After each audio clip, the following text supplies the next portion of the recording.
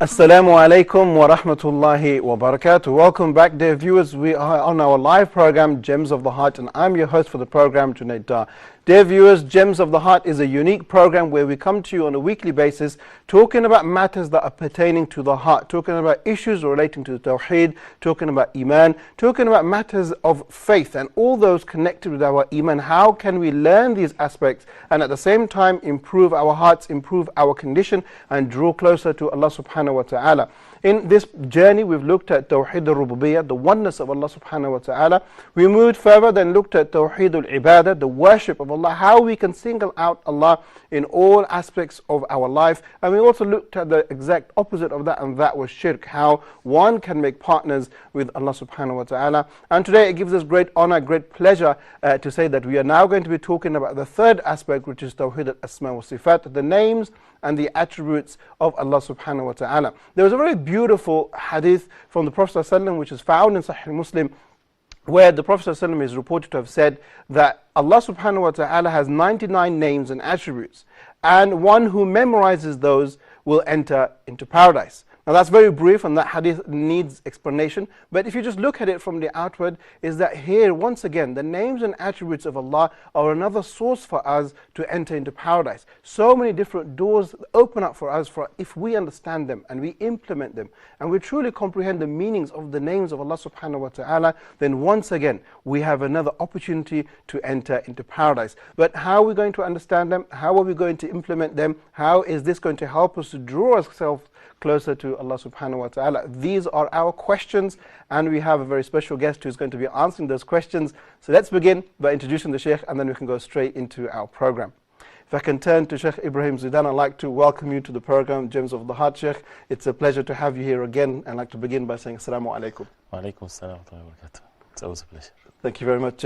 Sheikh, we have this topic of the names and the attributes of Allah subhanahu wa ta'ala, and I would like for you to begin by giving us an insight into what is meant of Tawheed Asma wa Sifat. Alhamdulillah Rabbil Alameen, wa salatu wa salam ala ashraf al-mursaleen, Nabiyyina Muhammadin wa alihi wa sahbihi ajma'in. The Tawheed means the oneness, and the Asma wa Sifat, al-Asma means the names, and al-Sifat means attributes. And Allah subhanahu wa ta'ala is the only one when it comes to the meanings of Lordship. He's the only one when it comes to the worship.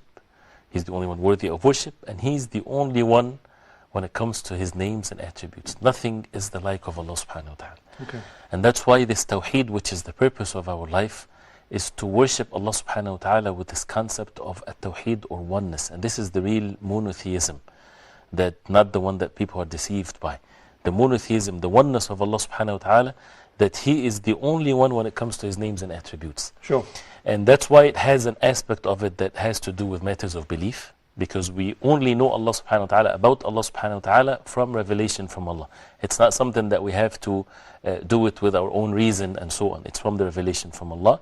And the effect of the proper belief, how that is into the hearts of the believers and how they even conduct their life with the names and attributes of Allah subhanahu wa ta'ala. Okay, subhanAllah. Dear viewers, on that note, I'd like to remind you that last program we talked about tawassul, using an intermediary when we are calling or making dua to Allah subhanahu wa ta'ala, and we put the question out for all of you and you responded to it on Facebook, and the question is still open, so we would like to hear your comments on that. Is it permissible for a person to do tawassul, use the Prophet ﷺ as an intermediary to make dua to Allah subhanahu wa ta'ala? So do join us, do call us, share with us your thoughts, your questions, your comments on the program, and also towards the end of the program we'll be giving you the new question which you can use the following this week to answer as well. Sheikh, if we can go back to the subject of the names and attributes. I made mention of a hadith at the beginning, talking about one who memorizes the 99 names will go into paradise. I mean, it seems very easy. What is the actual explanation of that hadith? Actually, the word that is used for the translation of memorizing, it's called فَمَنْ أَحْصَاهَا. Okay. مَنْ أَحْصَاهَا دَخَلَ الْجَنَّةِ. Whoever أحصاها. أحصاها is a little bit more than just memorizing, because some said in the explanation memorized it. But the word أحصى is different than حفظة. Okay. So أحصى means comprehended it. Sure. So it has to do with memorizing it, believing in it, of course, and as some of the ulama, they say, to act according to it. So we need to have the proper belief of these names of Allah subhanahu wa ta'ala, and we need to be able to act according to that belief that we believe in with the names and attributes of Allah. So there's work to be done. And the hadith says in the latest اسما that to Allah subhanahu wa ta'ala there are 99 names. This is not all the names of Allah subhanahu wa ta'ala, but there are 99 names. And these names are in the Quran and the Sunnah of the Prophet ﷺ. And it's not mentioned in one particular hadith, although there's a famous hadith reported by Imam al-Tirmidhi, but the ulama, they say it's weak, that has all the names of Allah subhanahu wa ta'ala. But there's no one authentic hadith that lists all the names in order of Allah subhanahu wa ta'ala. So that's why the work is to be done by reciting the Quran.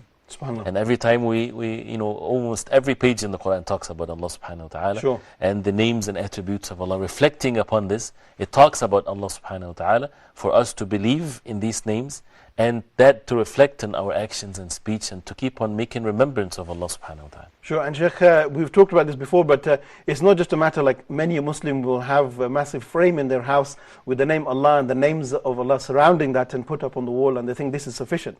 I mean, this is not sufficient, obviously, is it? Definitely, and this is definitely, people, yes, we need to memorize it so that we don't take me wrong, we need to memorize these names, but is that affecting our hearts and our actions or not? Okay. And that's where the benefit or the losses of learning anything. Al-ilmu al-nafi' or the benefiting knowledge is the one that is connected to al-amal or actions. But the most important thing in the foundation of it, the proper belief. Sure. And then we go from there, from the proper belief in the names and attributes of Allah subhanahu wa ta'ala, then it will show in our speech and actions. Okay, excellent. Sheikh, you also made mention of the proper understanding. What are the sources for us to extract out the names and the attributes of Allah? Always the sources of all goodness that when it comes to matters of our religion and how to worship Allah subhanahu wa ta'ala, we have only the clear sources, which is revelation from Allah, the Quran and the authentic Sunnah of the Prophet sallallahu alaihi wasallam. But we have to add to this, which is also mentioned in the Quran, how did the Prophet sallallahu alaihi wasallam and his companions radiallahu anhum understood the revelation when it came down at the time of the Prophet sallallahu alaihi wasallam. So how did they understood it? How did they act according to what was revealed? So this is how basically we get to believe. So the Quran and the Sunnah of the Prophet ﷺ, this is the sources and the understanding of these names and attributes and how to believe in it and how to apply the whole entire religion of Islam is by following the best generation ever brought to mankind, which is the Sahaba radiallahu anhu. Okay, and Sheikh, as you're aware that this very subject of the names and attributes is one of contention and over history has caused many groups and many parties inside of Islamic theology. So I want to talk about the subject or the source that caused these problems, and that is the mind. What role, in Arabic the word aql, what role does the mind play when we understand the names and attributes of Allah? Right. When we look at the history of that, things were not the case at the time of the Prophet ﷺ, of course, and at the time of the Khulafa al-Rashidin, Abu Bakr and Umar and Uthman Ali. So at the time of the Sahaba radiallahu anhum, there was no confusion. The matter was so clear. But later on, when the expansion of the Muslim territories and people embraced Islam and Muslims start to look into the books of philosophers and translating these books and the knowledge of al-kalam, and actually it's called in Arabic ilmu al-kalam, the knowledge of kalam, talk, which is basically philosophy, making everything not what it is, but going deeper into a way without knowledge. Okay. And that created so much confusion among these people that their specialty is philosophy. And they start going away from the sources of goodness, which is the Quran and the Sunnah of the Prophet ﷺ. So they implemented their own rules based on their own mind, which is deficient and limited. And they made their own rules and they applied these rules on the Quran and the Sunnah of the Prophet ﷺ, to the extent of which they would say this is authentic and not authentic according to what their minds would say. And they would explain and distort verses in the Quran and the names and attributes of Allah subhanahu wa ta'ala just for the fact that it's against their limited and deficient mind. Sure. Where is that in the deen of Islam? Sure. So we need to go back and see how things were at the time of the Prophet ﷺ and the early generations of Islam, and how the people of Ahlul Sunnah wal Jama'ah they continued with this proper belief without distorting or altering or denying or making any resemblance or the like or similarity whatsoever to Allah subhanahu wa ta'ala. And these are principles that inshallah ta'ala we need to talk about to make sure that we have the proper belief in the names and attributes of Allah. Sure, and also Sheikh, just for the sake of clarity, when we use the word rationale or al-aql as it is in Arabic, we are not obviously saying that the aql doesn't have any role in Islam. Are we confining just the use of the mind when it comes to names and attributes, or is that in general? Of course, definitely. And the aql, actually, the intellect, is the base of being responsible or not, or being mukallaf. Being, are we going to be questioned by Allah subhanahu wa ta'ala or not? The whole entire human race is created so that they obey Allah subhanahu wa ta'ala based on the aql. If there's no aql, then they're not responsible. They're insane. They're not responsible for their actions. But to put the aql in its proper way, we are limited as Sure. human beings. We are deficient as human beings in the context of what, when we talk about Allah subhanahu wa ta'ala. Sure. The one that is nothing is the like of Him. Sure. So when we talk about Allah subhanahu wa ta'ala, we are limited and deficient. And the only way we get to know Allah subhanahu wa ta'ala through the wahy revelation from Allah. And the aql is used, the intellect is used to understand what Allah subhanahu wa ta'ala wants from us and what Allah subhanahu wa ta'ala revealed to the Prophet sallallahu alaihi wasallam, and to stop and to have limits where Allah subhanahu wa ta'ala made these limits for us, and not to go beyond the matter because it's unseen to us. And the Sure. unseen is not to be known with the intellect. It needs wahy, revelation from Allah. Sure, and also, Sheikh, just to put that into context, is it similar to like saying to the best of examples belong to Allah subhanahu wa ta'ala, but just put things into context.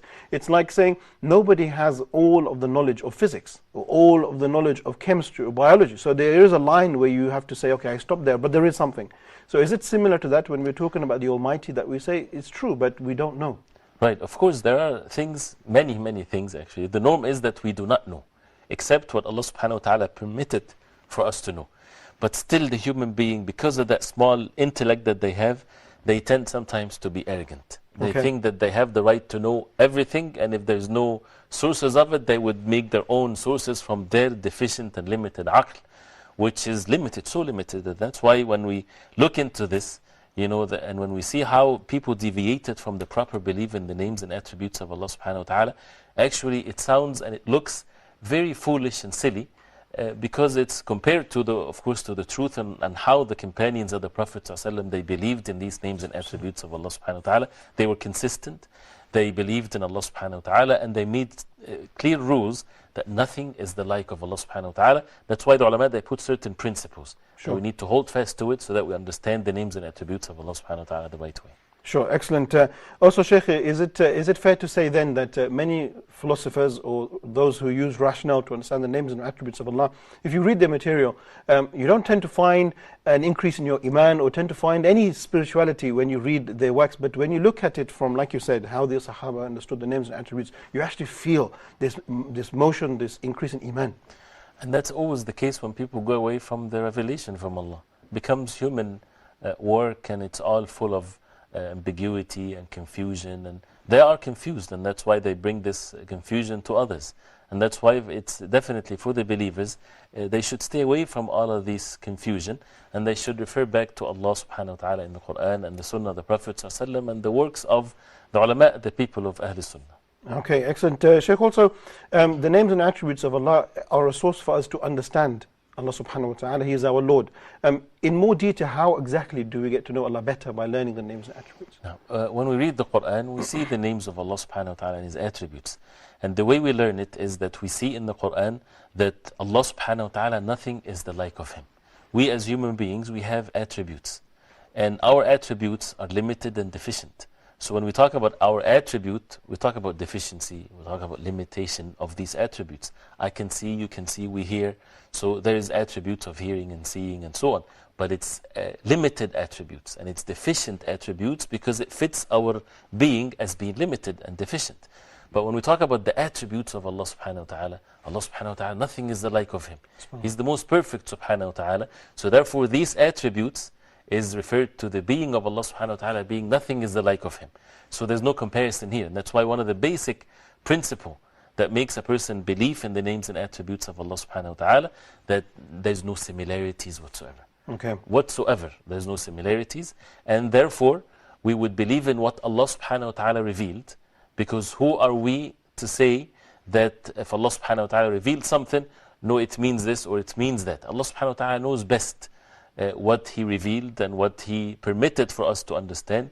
So we should not go beyond what Allah subhanahu wa ta'ala revealed. So, and the verse that we always should remember, even if a person doesn't speak Arabic, it's very easy and it brings all the principles of believing in the names and attributes of Allah, which is لَيْسَ كَمِثْلِهِ شَيْءٍ وَهُوَ السَّمِيعُ الْبَصِيرُ. Nothing is the like of Allah subhanahu wa ta'ala, and He's the all-hearer, the all-seer. So proving and confirming the names of Allah subhanahu wa ta'ala but with the condition that nothing is the like of Allah subhanahu wa ta'ala. Okay, excellent. Sheikh, on that note, I'd just like to reach out to the viewers. Dear viewers, our numbers are running across the screens. You can see it there. You've got two numbers. Do call us, give us your comments, your thoughts, your suggestions, and try to answer the question as well about the tawassul. Are we allowed to make tawassul with the Prophet ﷺ? We will give your answers towards the end of the program, those who joined us on Facebook. But you can also pick up your phone. You can ask a question on the names and attributes as well as you like. The Sheikh is here in the studio, so do get interactive and do join us here in our program.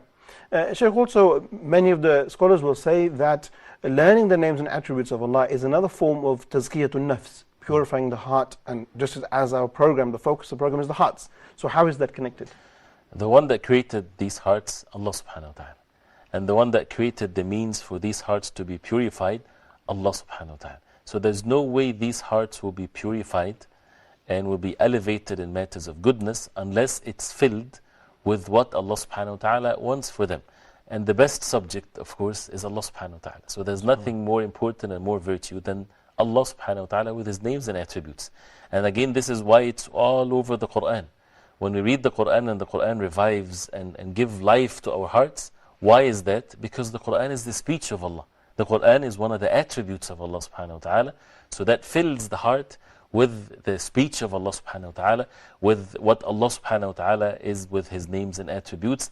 And that's why we need to reflect upon these names and to see how is it affecting our hearts. So that it's not just a subject of that we talk about matters of aqidah and that's it. Aqidah is the most important thing, it's the foundation. Otherwise, if we believe in it in a distorted way, then nothing will be benefiting for us. Sure. So we believe in it in the right way, then we live this life reflecting and having this effect in our life. If I hear one of the names of Allah subhanahu wa ta'ala as being Al-Alim, for example, the All-Knower, how that can affect the heart. That we know what knowledge is. We have some knowledge. We are deficient. Every time we mention one of the names and attributes of Allah subhanahu wa ta'ala, we should immediately reflect upon how deficient we are. Because we're talking about the most perfect, the most high Allah subhanahu wa ta'ala, which makes the hearts rely on Allah subhanahu wa ta'ala. Makes the person worship Allah subhanahu wa ta'ala alone. And have the fear of Allah subhanahu wa ta'ala alone and so on, which makes us perfectly worship Allah subhanahu wa ta'ala in the way that Allah subhanahu wa ta'ala wants from us. Okay, excellent. Sheikh, we're going to start going a little bit technical now, so we're going to go into some details. Can we begin by talking about some of the descriptions of the attributes? And one common concept is the concept of that, which is translated as in being an essence. What does that exactly mean? The essence or the that refers to Allah subhanahu wa ta'ala. That Allah subhanahu wa ta'ala is the creator of the heavens and the earth, and nothing is the like of Him subhanahu wa ta'ala. So whenever we talk about Allah subhanahu wa ta'ala with His names and attributes, it's referring to a being that is Allah subhanahu wa ta'ala. And Allah subhanahu wa ta'ala being the one that, again, nothing is the like of Him. So every time we talk about a name of Allah subhanahu wa ta'ala, it's referring to who? To Allah subhanahu wa ta'ala. And that's the meaning basically of that, or the being, or the essence of Allah subhanahu wa ta'ala, because it's not something separated from Allah subhanahu wa ta'ala. Attributes, that's part of, refers to Allah subhanahu wa ta'ala, not something different, not a creation of Allah. We're not talking about a creation of Allah, we're talking about Allah subhanahu wa ta'ala when we mention His names and attributes. Okay, excellent. So the concept of the that, and also there's another secondary concept to that, and that is the issue of the self. What does that self mean when we are referring to Allah subhanahu wa ta'ala? We're referring to Allah subhanahu wa ta'ala. That again, it's Allah subhanahu wa ta'ala, because when people get into some details and some distortions of separating between Allah subhanahu wa ta'ala and His names and attributes, that caused so much deviation. And that's why the people of Ahl Sunnah, they always stress on this because of the deviations that happen, that everything refers to Allah subhanahu wa ta'ala with His names and attributes, and people need to believe in it this way to be able to have the proper belief and to act accordingly, to worship Allah subhanahu wa ta'ala alone. Okay, excellent. Sheikh, also the names and attributes, as we are commonly told, 99 names and attributes of Allah. Does Allah have only 99, or does He have more? The hadith that we just mentioned, it says that to Allah subhanahu wa ta'ala there are 99 names. It doesn't limit it to only 99, but it says there are 99 names, whoever comprehend them, memorize them, he will enter Jannah. But is there more names? Yes, because of some evidences that proves that. one of which is the dua where a Muslim to say whenever he would have grief or sadness. In the dua, اللهم إني عبدك وابن عبدك وابن أمتك ناصيتي بيدك ماض في حكمك عدل في قضاؤك أسألك بكل اسم هو لك سميت به نفسك أو أنزلته في كتابك أو علمته أحدا من خلقك أو استأثرت به في علم الغيب عندك. Which means you ask Allah subhanahu wa ta'ala with His names, whether it's revealed in the book of Allah, whether He taught it one of His creation, and the statement of the Prophet ﷺ, or you kept it in the unseen knowledge with you. Okay. So asking Allah subhanahu wa ta'ala by some of His names that we do not even know, that is kept in the unseen. And in the hadith of al-Shafa'ah, when the Prophet ﷺ will intercede for his ummah in the Day of Judgment, in it, the Prophet ﷺ will prostrate by the throne, by the arsh of Allah subhanahu wa ta'ala. And the Prophet ﷺ said that Allah subhanahu wa ta'ala will open ways for the Prophet to praise Allah subhanahu wa ta'ala with praises that he never knew before. SubhanAllah. Right? And till Allah subhanahu wa ta'ala will tell him to raise his head and to intercede, and he will be granted the intercession. So we are limited in this life. We are given just something, and this is where the Prophet ﷺ said that. But is there more? Of course there is more. And this is where the evidence shows that. And SubhanAllah, Sheikh, even that which we have been given, we haven't even mastered or understood that properly. So imagine that which we haven't been given. Right, and this is, and again, life is really, really short. And it's very precious to be wasted in getting to know things that is not benefiting. People study all kinds of things, but they ignore the fact that they need to study the deen of Islam and get to know Allah subhanahu wa ta'ala with His names and attributes. Also, Sheikh, just to add like a feeling, when we are talking about the names and attributes of Allah, and as we learn them, personally you feel a sense of sweetness, you feel a sense of delight and pleasure. Is that unique to the names and attributes of Allah? Of course, because again, this is the heart, is the sweetness of it can never be attained unless we talk about the creator of the hearts. Okay. And that's where it's the wahy, the revelation from Allah subhanahu wa ta'ala, increases the iman, gives the delight and the sweetness of iman, because the heart would really see the essence of the tawheed. Okay. And that's where the peace that human beings, they need to be in.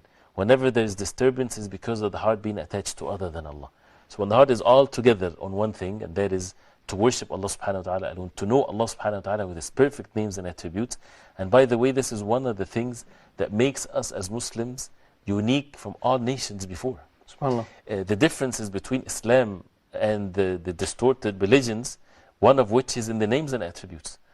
People, when they distorted the true revelation from Allah that was revealed to Musa and Isa alayhi salam and so on, they indulged into false and deviant beliefs in the names and attributes of Allah. They claimed that Allah is, wal'ayadu billah, greedy. They claimed that Allah subhanahu wa ta'ala doesn't have knowledge. Okay. That they claimed all kinds of weaknesses and deficiencies, that how can people then worship Allah subhanahu wa ta'ala?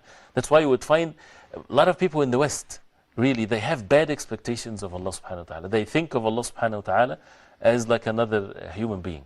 Okay. That He doesn't know, that you can deceive Him, that He is mean, for example, or He doesn't really know what is best for the human being. All of that is because of this distortion to the names and attributes of Allah. And some of the Muslims, as a result of being exposed to all kinds of deviation, they would have these bad expectations of Allah subhanahu wa ta'ala. Okay, subhanAllah. Sheikh, let's look now into some of the aspects or some of the descriptions of Allah subhanahu wa ta'ala found inside the Quran, and then we can get some commentary on that as well. The first very concept you find in the Quran is as mentioned, the wajh, which is translated as face. There's an ayah in the Quran where Allah subhanahu wa ta'ala says, وَيَبْقَى وَجْهُ رَبِّكَ ذُو الْجَلَالِ وَالْإِكْرَامِ. So the face of Allah will remain. What does that mean, and how do we understand that? Now, these verses that talks about these attributes of Allah subhanahu wa ta'ala, to believe in it in the right way, we have to make sure that we affirm what Allah subhanahu wa ta'ala mentioned about Himself. Because nobody knows about Allah subhanahu wa ta'ala better than Him subhanahu wa ta'ala. So if Allah subhanahu wa ta'ala said wajh, face, that means we keep it the way it is. We don't distort the meaning. Okay. And we have to be warned against this. Because if Allah subhanahu wa ta'ala wanted to say something else, He could have said something else, but He said wajh. So that means it's face. But we apply the rules.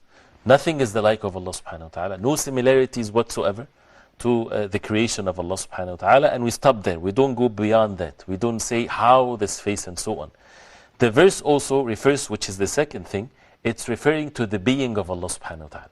So there's nothing wrong to say وَيَبْقَى وَجْهُ رَبِّكَ ذُو الْجِلَالِ وَالْإِكْرَامِ, that the face of your Lord will remain. That refers to the being of Allah subhanahu wa ta'ala, not just the face, but refers to the being of Allah. Nothing wrong to say that, but without denying the face of Allah subhanahu wa ta'ala as one of the attributes of Allah that is mentioned in the verse and mentioned in other verses and hadith of the Prophet sallallahu alaihi wasallam. So just as we're starting off with some of the rules, one of the rules, as you said, is to affirm that which Allah has made mention of, and also to not go into the howness, if we can say that in English. And the third thing is not to deny. So if Allah has said something, we must accept it and not deny it. Is that correct? Correct. And I would like to add something here, because sometimes people, linguistically, they go beyond what Allah subhanahu wa ta'ala wants from them. You know, when you have a statement, sometimes people either to take the apparent meaning of it, or they need to go deeper, because there is something that is implied in the statement. Sure. This is true in any language. So when people, recited these verses, and they said it implies the power of Allah or something else, so they would distort the meaning or the apparent meaning. Anything that you might think that implies to take the meaning from its apparent meaning to something else implicit, you have to have an evidence of that. Okay. It cannot be just, people would change totally the meaning of a verse to something else because their own intellect is refusing to take it and to accept it. This is not valid whatsoever. Sure. So in that cases, when it comes to the names and attributes of Allah subhanahu wa ta'ala, there is no need, and it's not permissible for people to distort the meanings, or they would explain it based on the effect of it. So if it talks about the mercy of Allah, they say it's the reward from Allah subhanahu wa ta'ala. That's the outcome of the mercy of Allah. Okay. But without denying this attribute that is mentioned. And the same thing with the face of Allah subhanahu wa ta'ala. But again, we have to stop. And that's why the Salaf, the early generations of Islam, when you read some of their statements, that is not something good for people to keep on talking in details of these matters in a way that would distort again the matters of belief. But we have to have the proper belief. Since people distorted it, then we have to bring back again the pure and the proper belief in all of the attributes of Allah. So as a rule, very simply, whatever we read in the Quran and authentic Sunnah of the Prophet ﷺ about Allah subhanahu wa ta'ala, we take it the way it is. Okay. Without distorting the meaning or trying to explain it with our own reason and so on. We take it the way it is. The Quran is revealed in the Arabic language, and the Arabic language is clear. But then when it comes to similarities, we stop there. There's no similarities to Allah subhanahu wa ta'ala. Nothing is the like of Him. No resemblance, no stopping these attributes from its meaning. Sure. And at the same time, to affirm the belief in it and not to go beyond by saying how these attributes are, because we don't have knowledge of how these things are. Okay, excellent. And Sheikh, just to add to that as well, the scholars of the language, of all language, will say that you have the apparent meaning and then you have the metaphorical meaning. And you can't go to the metaphorical meaning unless there is evidence, linguistic evidence, to allow you to go to the metaphorical. Right. Otherwise you'll be distorting the text. Right, and that's what some did, which is very sad. But this is how fact of life is, we have to face it. Okay, Sheikh, on that note, let's take a short break, and then when we come back, we'll continue looking at the names and attributes of Allah. Dear viewers, let's take a short break here, and during the break, I would like for you to think about a number of things. Number one, our question: is it permissible for a person to make tawassul through the Prophet ﷺ? So pick up your phones and answer that question. Secondly, don't forget these rules that the Sheikh is giving us. These are very important for the upcoming series, the upcoming programs. And one of those was to affirm that which Allah has affirmed, not to go into the how of things. And thirdly, the Sheikh mentioned of not denying something. If Allah said something, then we do not deny it. So three things, and there will be more coming, so stay tuned. Let's take a short break, and then when we come back, we'll continue with our program.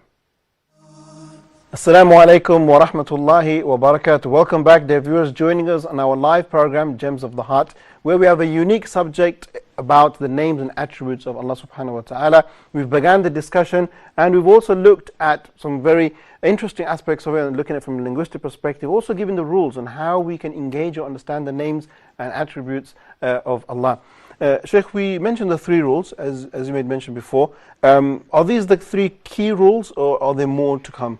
The ulama, when they talk about how to believe in the names and attributes of Allah subhanahu wa ta'ala, they say that to believe in Him without tashbih, without similarity, without ta'til, without denying these attributes, whether it's totally or some meanings of it, distorting the meaning of it, without tamthil, without resemblance of these attributes to any of the attributes of the creation of Allah subhanahu wa ta'ala, and without basically going into the kayfiyya or how these names and attributes of Allah.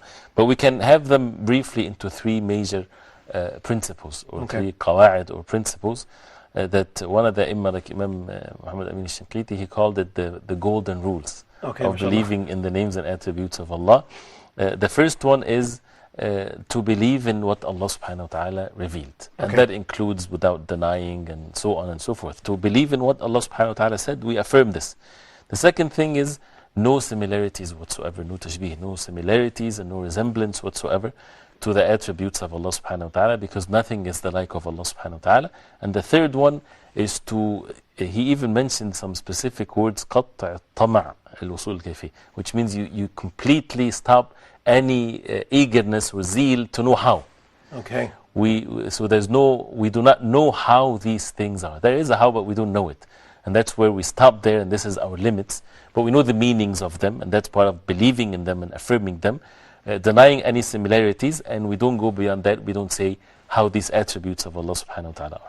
Okay, excellent. Dear viewers, just to give you a gentle reminder about the question from last week, which is open to all of you to pick up your phones and to answer live in the studio. And the question, as you can see it there, was the permissibility of doing tawassul through the Prophet ﷺ. Is that permissible or not? We will read your answers towards the end of the program, and you can also join us by picking up your phones and adding some comments or some questions to our program here, Gems of the Heart.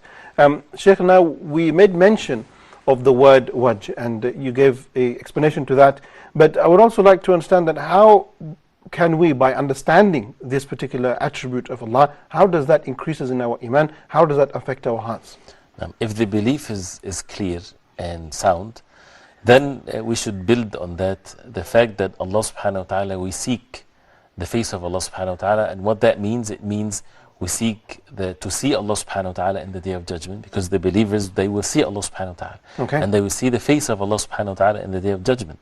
And in the Jannah, when the believers, they enter the Jannah of Allah subhanahu wa ta'ala. So it affects our actions in this life.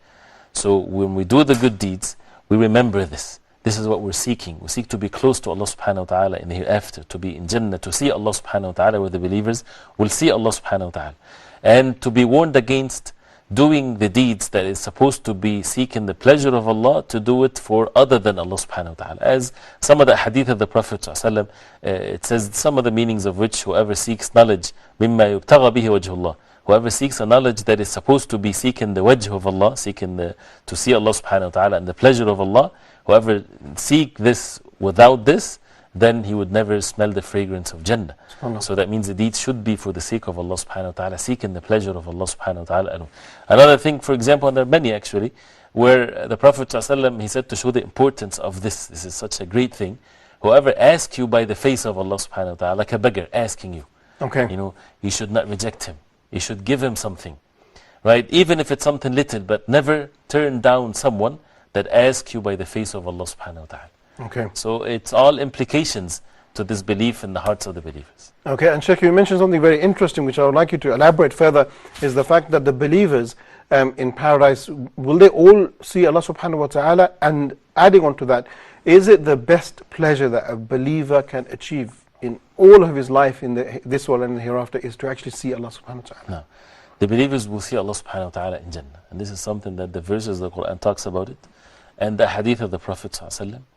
And this is, as you said, it's the most pleasurable thing for the believers in the hereafter. Allah subhanahu wa ta'ala talks in the Quran about the delight in the Jannah. The hur'een, the food, the drinks, and all of this delight and everlasting life and so on. All of this is real joy, of course, and everlasting joy. But the most joyful thing for the believers is when they get to see Allah subhanahu wa ta'ala. And this is something, as some of the hadith mentioned, they will all gather in Jannah, and Allah subhanahu wa ta'ala would remove his hijab or his seal between him and the believers, then they will get to see Allah subhanahu wa ta'ala. Okay. So, and this is what some people, when they thought about Jannah as being just some physical delight, and they thought even they went beyond this by saying, I want to worship Allah subhanahu wa ta'ala, not because I want to eat in Jannah and this and that. Of course, this is a valid reason why a person worship Allah subhanahu wa ta'ala. But most importantly is that when the believers, they worship Allah subhanahu wa ta'ala, seeking rewards from Allah subhanahu wa ta'ala, they seek to see Allah subhanahu wa ta'ala in Jannah. They seek the pleasure of Allah, to be close to Allah subhanahu wa ta'ala, and for them to receive the pleasure of Allah, which is the most delightful feelings that people in Jannah they have, that Allah is pleased with them. Okay. And this is some of the hadith that mention this, that the fact that Allah subhanahu wa ta'ala is pleased with them, there is nothing more delight for them than this. SubhanAllah. And Sheikh, looking further into some of the names and attributes of Allah subhanahu wa ta'ala, we commonly read a verse from the Quran which is known as Ayatul Kursi. Why do we call it Ayatul Kursi, and what does Kursi mean? This is an example of how important it is, the names and attributes of Allah, because sometimes people belittle this part or the subject. They say, what is this talking about, the tawheed of names and attributes of Allah? When we look at the most virtuous verse in the Quran, Ayatul Kursi, what is the subject of Ayatul Kursi? Nothing but Allah subhanahu wa ta'ala with His names and attributes. SubhanAllah. Qul Huwallahu Ahad being 1/3 of the Quran. Nothing in Qul Huwallahu Ahad except about Allah subhanahu wa ta'ala. So these are not easy matters. This is a very significant thing. The things that we even say in our salah, you would find, almost everything that we say in salah is about Allah subhanahu wa ta'ala. So when we reflect upon Ayatul Kursi, we see these attributes of Allah subhanahu wa ta'ala and the names of Allah, that why this is the best verse that should affect our hearts an everlasting effect, that makes the person really worship Allah subhanahu wa ta'ala with humbleness and the love of Allah subhanahu wa ta'ala. Okay, after looking at the very verse of Ayatul Kursi, the aspect of the Kursi, also there is a second concept linked to that, which is the Arsh of Allah subhanahu wa ta'ala, and that's linked to a verse in the Quran which is brings about the debate and the discussion, where Allah subhanahu wa ta'ala tells Ar-Rahman al-Arsh istawa. What does the Arsh mean, and what does istiwa here mean? No. This is mentioned in more than one place in the Quran, and Allah subhanahu wa ta'ala says Ar-Rahman al-Arsh istawa, the most beneficent, Allah subhanahu wa ta'ala. Istawa, that means He rose over His Arsh, His throne. And again, the Quran, when we translate it, might seem for those who are listening to the English language as something that is not appropriate or something like this. But the Quran, when this was mentioned, the question is, was it mentioned as a way to praise Allah subhanahu wa ta'ala, or something that brings some other feelings? Right. Of course, it's a context of praising Allah subhanahu wa ta'ala. Ar-Rahmanu ala al-Arsh istawa. And this is a clear verse in the Quran. So this is to praise Allah subhanahu wa ta'ala, that He is over His throne subhanahu wa ta'ala. Of course, applying the rules, nothing is the like of Allah subhanahu wa ta'ala, in a way that fits His power and majesty subhanahu wa ta'ala. Nothing is the like of Him. And we don't go beyond by saying how these things are. And this is again how the early generations of Islam, they understood this. Imam Malik rahimahullah, for example, when a man entered and he asked him, about this verse, Ar-Rahman al-Arsh istawa. So the Imam clearly, he stated, he said, Al-Iman, talking about al-istiwa, or rising over, wajib, to believe in it, this is wajib. This is mandatory because Allah subhanahu wa ta'ala said that in the Quran. And al-Imanu bihi wajib, and to know it, this is something that is al-istiwa ma'loom, that means it's known, we know what it means, al-istiwa ma'loom, wal-Imanu bihi wajib, and to believe in it is mandatory thing, wa al-kayfu majhul, and how that is majhul, we do not know how. How, we do not know. Okay. And then وَالسُّؤَالُ عَنْهُ بِدْعَةٌ, and to ask about it, this is innovation in the religion. Sure. And he ordered for the men to be kicked out of the gathering, because he knew that he's coming to start something, commotion or fitna, by bringing these types of questions. So the matter was so serious. Very serious, and but at the same time he stated the proper belief. We know what it means, that's what ma'loom means. Okay. It's not something that istawa means, as others they say istawla. Where did you come up with this word? Okay. Where did you come up with taken over? This is when we're talking about the apparent meaning and the metaphorical meaning. Sure. Who gave you the right? Who gave the right of those who made the tafsir of the verse to change the word from istawa to istawla? This is a very disturbing thing, right? Okay. And they think that they are elevating, or they are praising Allah subhanahu wa ta'ala by making no resemblance or similarity between Allah and His creation. Nobody said similarities. And that's why when the ulama, they say the issue of those who are deviants, they start with similarities between Allah and His creation, so they would feel, oh, how can we do this? So they start denying. They justify it to themselves. Right. Okay. Don't make similarities so that you don't deny. So when we say Ar-Rahman al-Arsh istawa, nothing is the like of Allah. It's not like the human beings. Sure. No similarities whatsoever, but the meaning of it is clear. So the statement of Imam Malik, very clear. Al-istiwa ma'loom, that this istiwa, rising over, is very well, clearly known in language, very clear. And the belief in it is wajib, is mandatory. And al-kayfa majhul, how it is, we do not know. And to ask about it, this is innovation in the religion. And the same rules, if it's applied in all the names and attributes of Allah, then the matter becomes easy. Okay, excellent, Sheikh. So as we're building on the subject, we've talked about the istawa, we've talked about the rules, also the subject of Imam Malik and how he responded on this matter. This brings rise to another question, which is a common misunderstanding amongst the people, is where is Allah? So we will hear some people will say that Allah is everywhere. And some people will say, no, Allah is in a certain direction and so on and so forth. What is the correct understanding? When people say Allah is everywhere, sometimes it comes from a common person out of his goodness in his heart that he, means that Allah subhanahu wa ta'ala is the most powerful and so on and so forth. But for us to speak about Allah subhanahu wa ta'ala, it cannot just come from what we think or what we see. It has to come from revelation, wahy, from Allah subhanahu wa ta'ala. So that's in the Quran and the Sunnah of the Prophet sallallahu alaihi wasallam. Allah subhanahu wa ta'ala, when He spoke about Himself in the Quran and in the Sunnah of the Prophet sallallahu alaihi wasallam, it's clear that Allah subhanahu wa ta'ala, one of His attributes is Al-Ulu. He is Al-Ali subhanahu wa ta'ala. He is the most high subhanahu wa ta'ala. So Allah subhanahu wa ta'ala is over His creation. He's not everywhere subhanahu wa ta'ala as people say, but Allah subhanahu wa ta'ala is everywhere with His knowledge, with His power. He's the all-seer, the all-hearer. He hears everything and everywhere. If it's a creation of Allah, that means Allah subhanahu wa ta'ala hears it and He sees it and He knows it and everything. But as far as where is Allah subhanahu wa ta'ala, and this is a valid question to ask, the answer is yes, it's a valid question, because the Prophet ﷺ himself, as the hadith in Sahih Muslim, he asked the young girl, Ayn Allah? He said to her, where is Allah? When she said, Fis sama, in the heavens, meaning over the creation of Allah, the Prophet ﷺ said to her owner, she was a slave girl, he said to him, Ibn Hakam Sulami, the Prophet ﷺ said to him, A'taqa fa'innaha mu'mina. Free her because indeed she is a believer. So her answer was correct. Her answer was correct, and the Prophet ﷺ praised her and affirmed that she's a believer. And the question was a valid question. Right? So that sometimes people they feel unease when this is something that is asked. Plus, by necessity, when we make dua to Allah subhanahu wa ta'ala, we seek help from Allah subhanahu wa ta'ala from above. He's over His creation subhanahu wa ta'ala. Sure.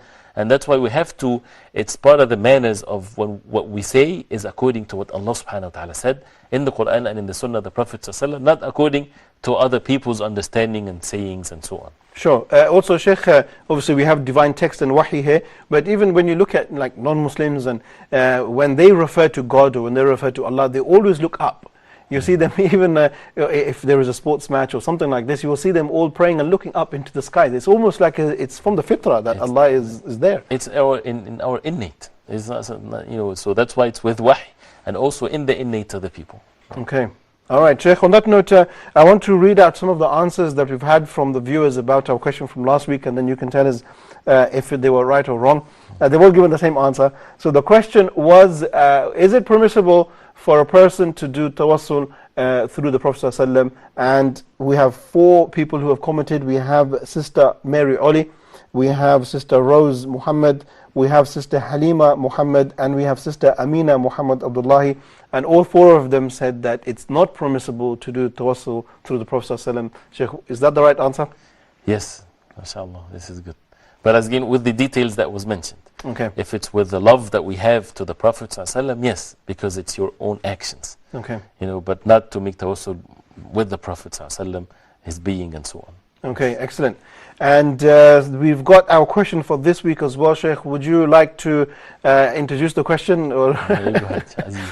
Okay, so dear viewers, the question for this week, which we're going to put up on Facebook as soon as the program comes to a conclusion, we'll put the question and it will be left for you to join us and answer on Facebook. The question is, what is the statement of Imam Malik when it comes to understanding the names and attributes of Allah subhanahu wa ta'ala?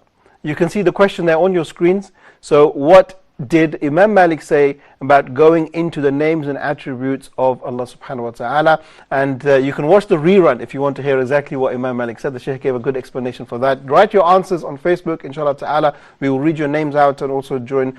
Hopefully somebody can call us and give us their contribution as well. Sheikh, so we're talking about the names and attributes of Allah, and we're coming towards the end of the program. There is so much more that we have to discuss and so much more. What would you say at an initial stage, our first discussion of the names and attributes of Allah? How should a student now prepare himself and start thinking about understanding or learning the names and attributes of Allah? First, we need to have the proper belief, which comes first, because we're going to build on this proper belief in the names and attributes of Allah. And as we said, we have to believe in the right way, according to the belief of the people of Ahl Sunnah. And then we're really lacking sometimes.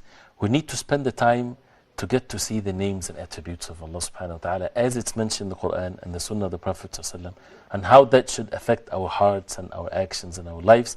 Because really the religion of Islam, once we are strong in this, you would find the rest is so easy, halal and haram and so on. Why there is so much difficulties in people being steadfast on the deen of Allah? It's because of the deficiency in matters of tawheed. Okay. So if the tawheed is strong, you would find the easiest thing ever is to stay away from sins. As Imam Sufyan al-Thawri rahimahullah, he said, I've never seen anything easier than al-wara'. If something that is bothering you, leave it. You know, from that standpoint, because he had this, the heart is full of, you know, these meanings and the names and attributes of Allah. So I would like, inshallah ta'ala, if we can give, you know, more to the names of Allah. Taking one name and discussing it, how it's mentioned in the Quran and the Sunnah of the Prophet ﷺ. How that affected the life of the Prophet ﷺ, the companions. How can it affect our lives by just one name? And how is that related to the other names of Allah subhanahu wa ta'ala?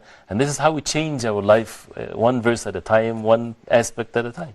Okay, excellent, Sheikh. On that note, I think the listeners, and including myself, we're going to have to come with pen and paper and make notes, because inshallah ta'ala, as you made mention, we will go into each name or groups of names and go into some detail so we can truly understand them, if that's okay. Yes, inshallah. May Allah give us life, inshallah.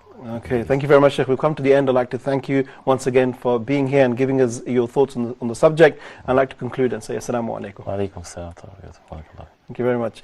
Dear viewers, we have come to the end of our program here on Gems of the Heart, and what a beautiful, what a heart-warming, heart-softening subject, and that is the names and the attributes of Allah subhanahu wa ta'ala. Just like the Sheikh said, we're not just learning these names for the sake of names, but we are learning them to draw ourselves closer to Allah, to understand Allah, so that when we look at what is right and what is wrong, when we look at the sins and look at the world, we are so easy for us to just stay away from that which is bad, and so easy for us to do that which is good. So my dear brothers and sisters, let's try to be more focused and let's try to learn. We're going to go through, inshallah ta'ala, in the upcoming series in details about the names and attributes of Allah, going into the rules, going into the understanding. So you must come prepared, and you must come with your pens and your papers so you can benefit from that. And also like to encourage all of you to engage with us on our Facebook page. Don't forget the question about Imam Malik. What was his statement, his very famous statement about understanding the names and the attributes of Allah subhanahu wa ta'ala.